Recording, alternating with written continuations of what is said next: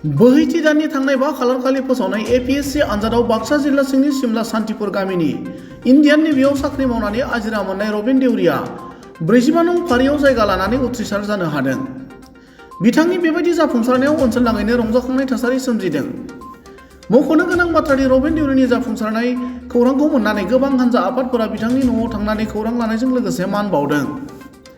बेबादिनो 9 डिसेम्बर समबारखालि सिमला बुरा गसाइ संघ गामि आफादनि आफादगिरि निउस बसुमतारी, गाहाय नेहाथारि धोरोमसिं बर' आरो कक्लाबारि समबाय समिति सिमलानि आफादगिरि खनिन बर' आरो नेहाथारि बसन्त बर' बिथांमोना एपीएससी आनजादाव जाफुंसार जानो हानाय रबिन देउरिनि न'आव थांनानै बिथांनो मान बावो।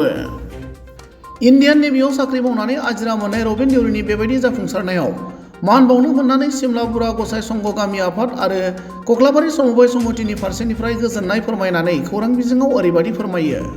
आं सासे कक्लाबारि समबाय समितिनि सेक्रेटारि हिसाबै आङो बिथांखौ जोबोद साबायखर बावदों। लोगोसे आं सानो बिथाङा जोंनि बे ओनसोलनि साहा ओनसोलनि जोंनि कक्लाबारिजों लोगोसे गतै बाक्सा जिल्लानिनो थरसे अलंबार हिसाबै जोङो बिथांखौ जोङो सायख'नानै लानो हायो बा सिनायथि होनो हायो। मानो होनबा एसएस बायदि आनजादखौ दिनै बिथाङा साकरि मावनानै अर्थात बिथाङा नेभियाव इन्टारमिडियेट जानानै नेभियाव साकरि मावदोंमोन। बेनि उनाव बे साकरि मावबाय थानाय समावनो बिथाङा थारमाने कर्सखौ लायै लायै इक'नमिक्सआव मेजर लानानै एमए पास खालामदों। बेजों लोगोसे दिनै बिथाङा एसएसनि एटेम्पबो खालामलांदोंमोन आरो लोगोसे बिथाङा दिनै जाफुंसार होनो हादों। ओंखायनो आं बिथांखौ साहा ओनसोलनिजों लोगोसे गतै बाक्सा जिल्लानि सासे थरसे अलंबार हिसाबै हाथरखि हिसाबै सृष्टि जाबाय होननानै आङो सानो आरो। बिथांखौ लानानै जोङो दा सिमला गामिनिफ्राय सासे मख'जाथाव बरायजाथाव सुबुं ओंखारबाय होननानै जोंहा गोग्गानाय फैदों। आरो लोगोसे बिथाङा इयुनाव जोंनि गामिनि गासै सेंग्रा सिख्ला बा उन्थिबोनाय लाइमोनफोरखौ जाहाथे थुलुंगा होनो हायो आरो मिथिं दावथिंफोराव थांनानै जाने जों जेब्ला बायदिसिना उत्सब फाथिगोन बेफोराव जुदि थांनानै बिथाङा बिथोन होयोबा सुबुरुन होयोब्ला जों गोजोननाय मोनगोन।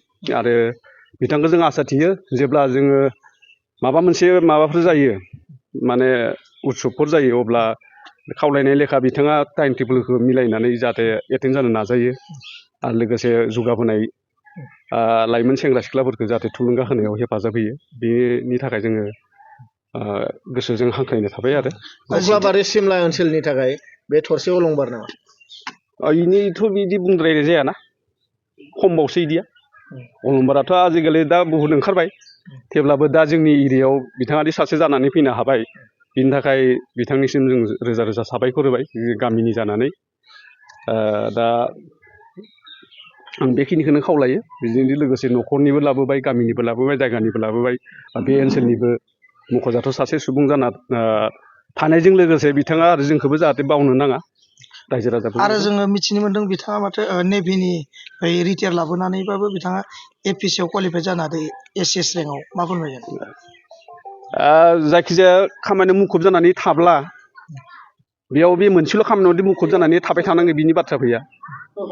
सोलोंथाइया जिहेथु जोबनोबो थाङा, सोलोंथाइया आरो जोबथाबो गैया होननानै बुंनाय जादों। दा बे बिथाङानो फोरमान जाबाय दि माबा मोनसे साख्रियाव बा माबा मोनसे खामानियाव मुखुब जाना थाबानो दि गुबुन मोनसे खामानि मावनो हाया, बेखौ बिथाङा फोरमान होबाय। दा आरो जायफोरा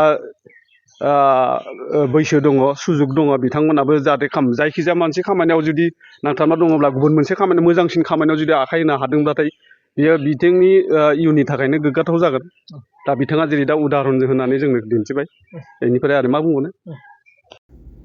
गुबुन फारसेथिं फिसाज्लानि बेफोरबायदि जाफुंसारनायनि सोमोन्दै रबिन देउरिनि जोनोमगिरि बिमा आरो बिहावा खौरांगिरिनि सिगाङाव ओरैबायदि बुङो। आगोलाव माबाफोर मावखायोमोन नामा बिथाङा? ओरैनो फरायदोंमोन, नेभियाव मावदोंमोन। नेभियाव। ओमफ्राय बाबुआ बोरै मोनलांनाय आं मिथिया बाबु। माबायदि फोरोंबोनाय बेखौ? जोंहानि फिसालाया बुरजा मानि बाबु। हातजोन एसोरखानिया मोजां जादों आरो एखासे नेभियाव मावनायाबो। खै नाम्बार फिसाला बियो? 5 नाम्बार। 5 नाम्बार। इनिफ्राय आरो खासे पुलिसा 6 नाम्बार। पुलिस मावनाय दं खासे एदे एखे आरो समान। हातजोननि खानैया मोनदो आरो इसोर ओरै केसआव मावो खानै। रबिन देउरिया गथ' गथाय साबेसे दं? 2 हिनजावखा। हिनजावखा 2। नोंसोरो बिसोरखौ लानानै माबा मोनसे सिमां दंखायोमोन नामा? इसोर खानैया गाहामखा फरायनायावबो बिफायाबो मोजां होनखादो सानैखौ फरायनांगौ इसोरखौ हाई सेकेन्डारि फरायनो होदो ओइ खथायब्रि हाई सेकेन्डारियाव बे खथायब्रि हाई सेकेन्डारि मेट्रिक पास खालायनानै कम्पिउटार मोनदो बरपेटायाव मोननानै जाहानि मालिकआ अखुब जादो जाना थैनानै बाबा आरो दा मोनफिनबाय मोनसेयाव जिहेतु नेभिनिफ्राय रिटायार लाना फैदो फैदो जोंनि न'आ ओइ खथायबारियाव बाबा इयाव थाफायदो दाना दा मोनबाय इयाव थाफायना जोबोद फिसालाखौ फोरोंनायाव माबायदि खस्थ' खालामामोन नोंथाङा? बाबु खस्थ' जोंनिया खस्थ' जादों फरायनायाव फिसाला खाजोनखौ जों जेला मेला फेदेरबाय सिगांनि दिनाव एसे फैसा नाङाखैना आरो जों इसोरनो एसे फैसा होनो हायाखै गावसोरनो ओरैनो फरिदो खस्थ' खालायना गस्ला जराफादोनो हानि पुलिसनि होदो फरिदो दे बाबु आं जोबोद गोजोननाय मोनदों बिथांनि जि रिजाल्टखौ मोननाय लोगो लोगो गोसोआ ओरैबायदि गोजोननाय मोनदों जे बिथाङा आंनि फिसाजो गेदेरनि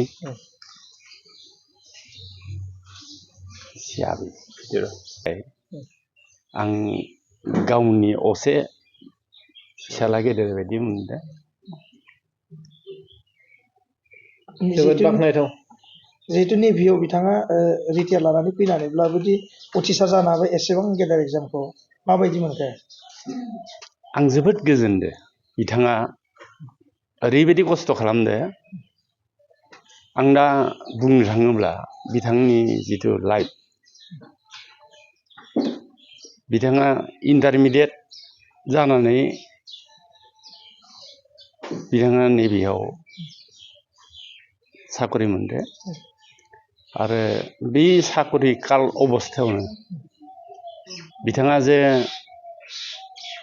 ओरैबायदि गोसो होनानै फरायनानै मास्टार डिग्रिखौ पास खालामबाय इक'नमिक्सआव मेजर लानानै बिथाङा पास खालामबाय आं बिनि थाखाय बिथांखौ बहुद साबायखर बावदो आरो लोगोसे बिथाङा जे साकरि काल अबस्थायावनो जे इमान माने गेदेर थांखि लानानै माने एग्जामखौ सिरि होबाय दं बेखौबो आं जोबोद माने बाख्नायदो आरो जों माने ओरैबायदि हेल्प खालामदो बिथाङा जोंनि जि फिसा हिन्जाव बे फिसा हिन्जावाबो माने मास्टार डिग्रि MSc पास खालामनानै दङ आरो इनिफ्राय बेहा फिसाजो सानै दं बेखौ जों साखाथिनि जानानै जोबोद माने जों हेल्प खालामनो गोनां जादों आरो जोबोद जों बिसोरखौ थुलुंगा होबाय दं दे नोंसोर दावगालां माने जिहेतुके जोंनि फिसाजोआ BSc पास जानानैनो हाबा जादोंमोन MSc नि उनाव इउनिभारसिटिखौ पास खालामखांनायनि उनाव आरो माने B.Edबो लालायनानै बेयाव जों जोबोद सहाय खालामनो गोनां जादों आरो बिदि सहाय खालामनायनि गेजेरजों बिथांमोना माने दिनै जिथु माने जोंनि साननायनिख्रुइ जे बिथाङा गाव बांसिन साननानै जे उथ्रिसार जानो हादों बेखौ आं रोजा रोजा बिथांखौ साबायखर बावदों आरो बिथाङा जे इमान खस्थ' खालामनो हादों बेखौ आं जोबोद गोजोननाय मोनदों आरो